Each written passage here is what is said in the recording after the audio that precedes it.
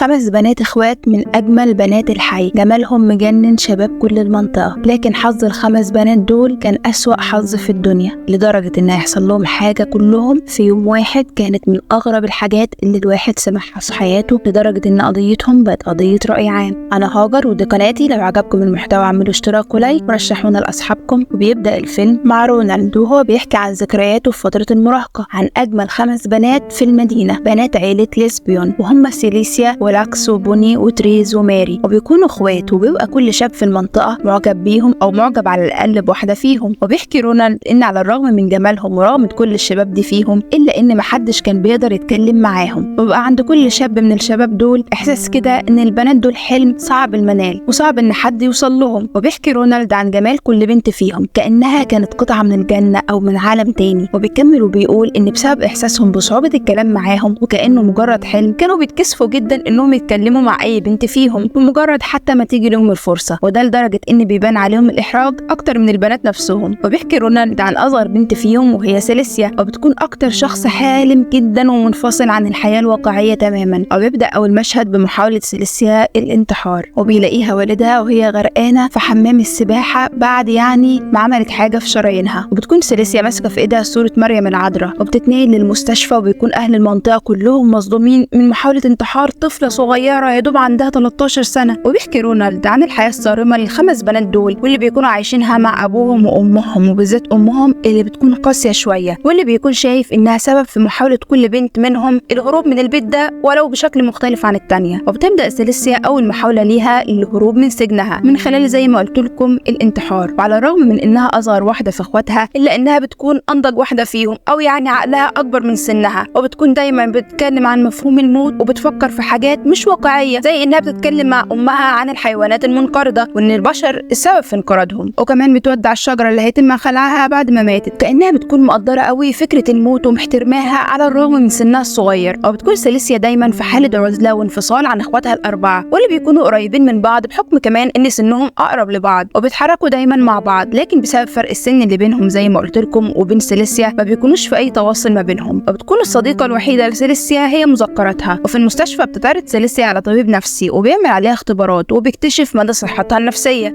وبيبلغ والدها ووالدتها انها كويسة، لكن سيليسيا في الحقيقة ما كانتش حابة تموت، لكنها كانت بتحاول تطلب المساعدة. وبيقول له كمان انا عارف انكم عايشين حياة صارمة، لكن لازم يتفادوا وقوع الحادثة دي مرة تانية بانهم يسمحوا لبناتهم بالاختلاط شوية مع ناس تانية، مع جيران، مع اصدقاء، مع الجنس التاني، وخصوصا الولاد، لان البنات بسبب المجتمع اللي هم عايشين فيه وان اهلهم عايشينهم حياة مختلفة جدا عن المجتمع، ده بيخليهم في وحدة شديدة جدا وفي بؤس شديد. ومن هنا بيقرر الاب والام انهم يعملوا حفلة لسيليسيا، وبيعزموا فيها كل الشباب الموجودين في المنطقة، وبيقعدوهم كلهم مع بعض، وبيبقى كل شاب وبنت بيبصوا لبعض باعجاب، لكن طبعا محدش يقدر يتكلم مع التاني. وبتفضل سيليسيا قاعدة في الحفلة من غير ما تتكلم، وفجأة بتقرر انها تسيب الحفلة اللي معمولة ليها وتطلع اوضتها، ولان ابوها وامها كانوا مشغولين في الحفلة في الوقت ده فما كانوش مراقبينها كالعادة، ونسيوا يطمنوا عليها او ما خدوش بالهم منها. وفجأة بيسمع كل اللي في البيت صريخ مستر ليسبيون، وبيكون مصدر الصوت جاي من الحديقة، وبيخرجوا كلهم بره البيت وبيشوفوا سيليسيا وهي واقعة على سور الحديقة بعد ما رمت نفسها من الشباك. وبتتصدم الام وبتخلي بناتها يدخلوا البيت وما يشوفوش اختهم بالمنظر ده، وبتكون سيليسيا ماتت موتة صعبة جدا، وبيفضل البيت كله في حالة حزن لمدة طويلة. وبيجي القس من الكنيسة عشان يتكلم مع عائلة ليسبيون، وبيكون مستر ليسبيون بيتفرج على الماتش وما بيبقاش عايز يتكلم مع القس، وبيحاول يبين انه مش مهتم، لكن دي بتكون طريقته انه بيحاول ينسى اللي حصل او بيعتبر اصلا ان مفيش حاجة حصلت. فبيطلع القس لأوضة ال4 بنات واللي بيكونوا قاعدين فيها مع بعض، وبيطلب منهم انهم لو احتاجوا حاجة يتكلموا معاه وان هو هيكون موجود دايما عشانهم. وبعدها بيروح لأوضة الام وبيقول لها انه سجل موت سيليسيا على انه حادث، مش انها انهت حياتها، عشان ما تدخلوش في سين وجيم. وبتشكر الام واللي بتكون في حالة اكتئاب شديدة. وبيكمل رونالد وبيقول ان هو واصحابه دايما كان عندهم فضول يعرفوا اكتر عن بيت عيلة ليسبيون وعن سبب انتحار سيليسيا، وبيقدر واحد فيهم بطريقة ما انه يوصل لمذكرات سيليسيا، وبيقروا اللي هي كاتباه، وبيفهموا من مذكراتها وكلامها انها كانت عايشة في عالم الخيال، وانها لما قررت تنهي حياتها كانت مفكرة انها هتسافر لعالم تاني. وبتبقى سيليسيا كاتبة في مذكراتها عن كل حاجة بتموت حواليها زي الحيوانات، الشجر، وبيعرفوا انها كانت شخص حالم جدا وما كانتش هتقدر تعيش في السجن اللي هي كانت فيه، وان في لحظة موتها كانت مفكرة انها هتقدر تطير من سجنها زي الحمام وتعيش في سلام. وبيكمل رونالد وبيقول ان على الرغم من قراءتهم لمذكرات سيليسيا واللي كانت بتحكي فيها عن اخواتها، الا انهم عمرهم ما قدروا يفهموا المرحله اللي بيمروا بيها او ايه صعوبه الحياه اللي هم بيمروا بيها او المشاعر اللي بيحسوا بيها. وبيقرا رونالد وباقي المجموعه اكتر عن الاربع اخوات، وبتحكي سيليسيا عن اختها لاكسي واللي وقعت في حب عامل النظافه لدرجه انها كتبت اسمه على كل هدومها. وفي البيت بيدخل مستر ليسبيون لاوضه سيليسيا وهو حزين، وفجاه بيشوف لاكس وهي واقفه قدامه، وبيبقى شباك الاوضه مفتوح، فبيخاف جدا الاب وبيروح يقفل الشباك. فبتقول له لاكس انه ما يخافش انها تعمل زي اختها وتنط من الشباك، وبتقول له انها مش هتقدر تنهي حياتها لانهم اصلا شالوا السور اللي حوالين البيت واللي بيبقى السور اللي ماتت عليه اختهم. وفي المدرسه رونالد دايما بيبقى هو واصحابه بيبصوا على لاكس واللي بتكون اجمل واحده في اخواتها. بيكمل لنا رونالد وبيحكي عن شاب اسمه تريب واللي بيرجع من سفر دايم لسنين، وبيكون شكله اتغير جدا بعد ما كان تخين لما كان صغير وكان قبيح شويه، وبيتحول لاجمل واشهر شاب في المدرسه. وبيكمل رونالد وبيقول ان كل البنات كانت بتحبه، وده لدرجه ان كل يوم بتروح لبيته بنت جديده، وبيبقى بيته مليان بهدايا من البنات دول لانهم بيكونوا يعني عايزين يتعرفوا عليه بالطريقه دي. وبيحكي رونالد عن تريب اللي وقع في حب لاكس بعد ما شافها صدفه، وتحول من شخص كل البنات بتستهبئ عشان تكلمه لشخص بيحاول بكل الطرق انه يتكلم مع لاكس. والاول مره بيحس باحساس الرفض بعد ما بيلاقي لاكس مش مهتمه بيه، وبيفضل يحاول يتكلم معاها لكن محاولاته كلها بتفشل. فبيكتئب تريب وبيفضل طول الوقت يفكر في لاكس، وده لدرجه ان والده وعمه بيحاولوا ينصحوه ازاي يتكلم معاها. وفي يوم بيقرر تريب انه يروح قاعه المدرسه في الوقت اللي بتكون لاكس فيه هناك، وبيقعد جنبها وهم بيتفرجوا على فيلم علمي المدرسه بتعرضه. وفجاه بتلمس لاكس ايده لكن بعدها بتبعد ايدها على طول. فبيقول لها تريب انه عايز يخرج معاها، لكن لاكس بتضحك وبتقول له ان ده احتمال ضعيف جدا. فبيقول لها تريب انه هيروح لهم البيت يتعشى معاهم، وبعدها هيطلب من اهلها انهم يخرجوا سوا. وتوافق لاكس مع انها عارفه ان اهلها صعبين ازاي في الموضوع ده. وبيروح فعلا تريب البيت وبيقعد مع اهل لاكس اللي بيكتشف انهم عيله ممله جدا، وده لان ابو وام اليكس بيشتغلوا مدرسين رياضه، فبقوا طول الوقت بيقعدوا يتكلموا في نظريات او في الرياضه او في حل مسائل. وبقى لما يجوا يعني يستمتعوا كده بوقتهم بيتفرجوا على فيلم وثائقي، فبيفضل تريب قاعد معاهم لحد ما مسز ليسبيون بتقول له ان الوقت اتاخر وان ميعاد نومهم جه. فبيستغرب تريب جدا، وده لانه كان لسه هيطلب منها انه يخرج مع لاكس، لكن لاكس بتودعه وبيروح يركب عربيته وهو خايب الرجل. لكن قبل ما يمشي بترجع عليه لاكس وبتبوسه، وبعدها بتقول له انها لازم ترجع البيت لانها كده تتاخر عن الميعاد اللي ابوها وامها بتاكدوا فيه انهم ناموا. وفي يوم تاني بيقرر تريب انه يطلب من مستر ليسبيون ان ياخد لاكس للحفله الراقصه اللي بتعملها المدرسه. وبيكون مستر ليسبيون مدرس في نفس المدرسه لكنه بيعترضه، وبيقول له ان عندهم قوانين في البيت وما ينفعش يغيروها، وان القوانين اللي بتمشي على بناته الكبار لازم كمان تمشي على بناته الصغيرين. فبيحاول معاه تريب انه يقنعه، وبيقول له انهم مش هيتاخروا، لكن مستر ليسبيون بيقول له انه لازم يستشير امها الاول في الموضوع ده. وبيساله هو مستغرب عن سبب اختياره لاكس، لان تريب شاب وسيم وكل البنات هتوافق ان تروح مع الحفله، لكن تريب بيقول له انه مش عايز يروح مع اي بنت، هو بس عايز يروح مع لاكس. وبيقول له انهم هيكونوا مجموعه مع بعض وان ممكن يجيب صحابه كمان وياخد ماري وتريز وبوني اخوات لاكس معاهم. فبيحس مستر ليسبون من محاولات تريب انه صادق فعلا، وبيقول انه هيحاول يقنع مستر ليسبون على قد ما يقدر. وبالليل بيقعد ليسبون مع مراته وبيقول لها على طلب تريب واصحابه، فبترفض تماما وبتقول له انها ما بتحبش النوع ده من الحفلات، لكن الاربع بنات بيفضلوا يترجوها انها توافق. فبتقول لهم انها تتناقش مع والدهم في الموضوع ده. وفي تاني يوم بينادي مستر ليسبون على تريب وبيقول له انه يقدر يجي هو واصحابه عشان ياخد لاكسي واخواتها. وبيفرح تريب جدا وبيبقى قدامه مهمه انه يختار صحابه اللي هيروحوا معاه. وبيحكي رونالد ان اختاروا هو وجو وجيك وتيم، وبيكون واحد فيهم مع عربيه والتاني معاه مواد ممنوعه والتالت معاه كحول. وبيحكي رونالد ان ساعتها الاربع بنات خرجوا مع ميسيس ليسبيون عشان يشتروا فساتين للحفله، وبتشتري كل واحده فيهم فستان باللون الابيض، وبتخيط ميسيس ليسبيون كل فستان فيهم عشان يكون مقفول بشكل معين. وبيوصل رونالد مع باقي المجموعه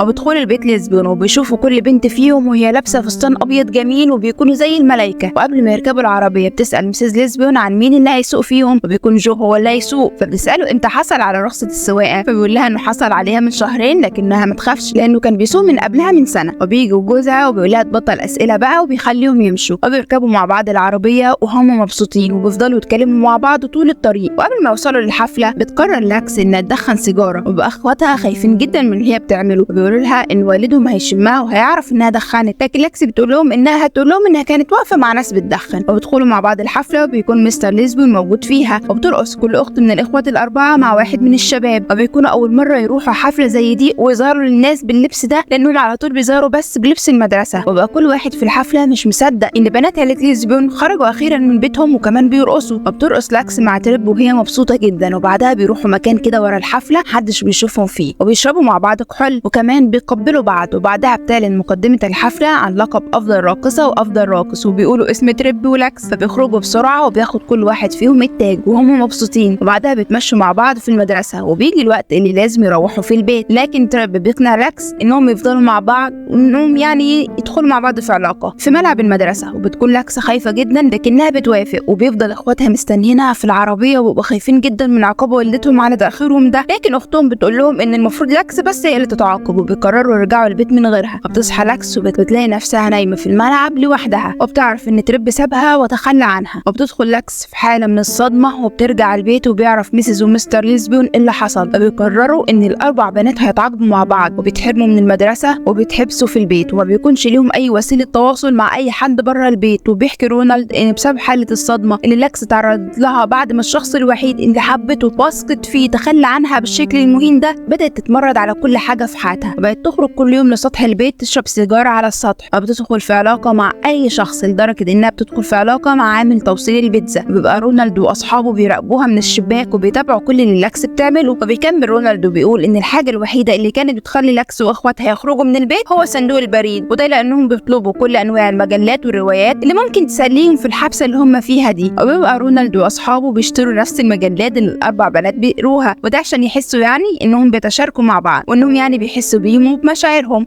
وبيحكي رونالد انهم كانوا بيحسوا انهم عايشين كل لحظة كل حكاية في صفحة بيقروها انهم عايشينها مع بنات ليسبيون. وكجزء من عقاب لاكس بتقرر ميسيس ليسبيون انها تحرق كل اسطوانات الاغاني بتاعتها واللي بتحبها، وبتبقى لاكس منهارة وهي شايلة اسطواناتها عشان تديها لوالدتها وتحرقها قدامها. وفي يوم بتيجي البلدية عشان تختار الاشجار الميتة في المنطقة اللي هتزال، وبيجي الدور على الشجرة اللي كانت سيليسيا بتحبها، وبيخرج الاربع بنات وبيقفوا حوالين الشجرة وبيمنعوا العمال انهم يقطعوها. وبيتخانق العمال مع ميسيس ومستر ليسبيون لكنهم بيرفضوا يخلوهم يقطعوا الشجرة، واللي بتكون بالنسبة ليهم اخر ذكرى ليهم مع سيليسيا بنتهم. وفي المستقبل بيظهر تريب وهو في القط، وبيقول انه كان بيحب لاكس جدا لكنه مش عارف ايه اللي خلاه يمشي ويسيبها لوحدها في الملعب، وانه ما كانش فاهم احساسه في الوقت ده لان كان حاسس ان مشاعره كلها ناحيتها اختلفت بعد ما بقوا مع بعض. وبيستنى رونالد واصحابه الوقت اللي بيفتح فيه لاكس واخواتها النور وبيتكلموا مع بعض بالاشارات، وبيترجم رونالد اشاراتهم. بتبقى لاكس واخواتها بيطلبوا منه المساعده، فبيقرر رونالد واصحابه انهم يدوروا على رقم تليفونهم من دليل التليفونات، وبكده يقدروا يتصلوا بيهم ويسمعوهم كل الاغاني اللي هم بيسمعوها من خلال التليفون. وبيفضلوا يبعتوا لبعض جوابات ورسائل ويتكلموا بالاشارات بتاعه مورس. وبتبقى لاكس واخواتها حاسين انهم مش قادرين يتنفسوا وبيتخانقوا مع والدتهم، وبيترجوها انها تسمح لهم يخرجوا من البيت لكنها بترفض. وبيبان ان مستر ليسبيون حزين جدا عشانهم لكنه ما بيكونش قادر يعارض مراته وقراراتها. وفي يوم بتبعت لاكس جواب لرونالد وبتطلب منه يجي ياخدهم بعربيته هي واخواتها، وده بعد ما يدوهم اشاره ان والدهم ووالدتهم ناموا. وبيفضل رونالد واصحابه مستنيين اشاره لاكس اللي اول ما بيشوفوها بيروحوا ليهم بسرعه، وبتقول لهم لاكس يدخلوا البيت وبتقول لهم انها هتستناهم في العربيه قبل ما اخواتها ما يجهزوا. بتطلب منهم يستنوا اخواتها، وبينزل رونالد واصحابه القب وهم مبسوطين جدا انهم اخيرا هيخرجوا مع البنات. وفجاه بيشوفوا وراهم جثه وبتكون جثه بوني وهي متعلقه بعد ما انهت حياتها بالشكل ده، وبيخافوا جدا وبيطلعوا يجروا. وبعدها الشرطه بتعلن انتحار الاربع بنات لعيله ليسبيون. وبتبقى ماري انتحرت عن طريق انها حطت وشها في الفرن، اما تريس فبتكون ماتت بجرعه زايده من الحبوب المنومه، واخرهم لاكس واللي بتكون انهت حياتها بعد ما قفلت باب الجراج على نفسها وملته بالغاز وماتت مخنوقه وفي ايدها سيجارتها الاخيره. وبتتكلم كل الصحف والاعلام عن خبر انتحار بنات ليسبيون الخمسه بسبب السجن اللي كانوا عايشين فيه. وبتظهر ميسيس ومستر ليسبيون وهم بينقلوا من البيت، وبتقول ميسيس ليسبيون ان بيتهم كان مليان بالحب وانها مش فاهمه السبب اللي خلى بناتها يعملوا كده. وبيحكي رونالد انه على الرغم من ان هو واصحابه عمرهم ما فهموا ولا حسوا باللي البنات دول عايشينه، الا ان الحقيقه الوحيده اللي هم متاكدين منها انهم حبوهم من قلبهم وكانوا يتمنوا انهم يساعدوهم انهم يخرجوا من السجن ده. وبس كده بيخلص فيلم النهارده. انا هاجر ودي قناتي، لو عجبكم المحتوى اعملوا اشتراك ولايك ورشحونا لاصحابكم، وما تنسوش تقولوا لي رايكم في الفيلم.